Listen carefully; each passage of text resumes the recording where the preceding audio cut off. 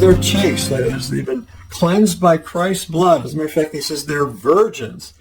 We have to understand what the Bible is getting at when they talk this way.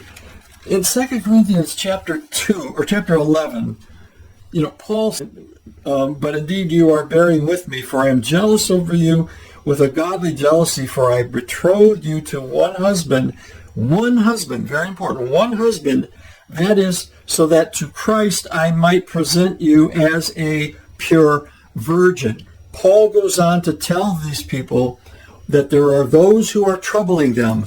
There are those that want to compromise them, bring them into harlotry. Now notice who these are. He says, for you tolerate it if anyone enslaves you and any devours you. And then he says in verse 22, he says, are they Hebrews? So am I. Are they Israelites? So am I. Are they descendants of Abraham?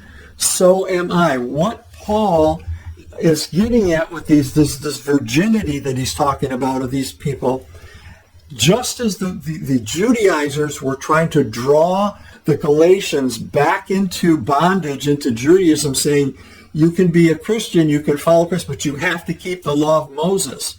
They would have been abandoning the purity of their faith in Christ and saying, no, you have to have not only this faith in Messiah, but you also have to hang on to this law of Moses. Membership in the covenant community is by faith in Christ and Christ alone. And so this is what Paul sees of these virgins on Mount Zion.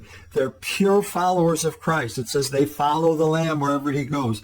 They are first fruits to God of God's harvest being gathered into the church, not the last fruits at the end of the world. They're first fruits. James 1:18, he says that he has made us a kind of first fruits of his creatures. Who's James writing to? Well, interestingly enough, in James 1:1, he says he's writing to the 12 tribes scattered abroad. And he says, you're being gathered in as this first fruits of the harvest of God into the church, so that you're the beginning. You're the beginning of the harvest of God. And he tells them that they speak the truth here in Revelation 14, that no lie was found in their mouth. They speak the truth of the gospel, not the unfortunate distortions learned from their Judaic cultural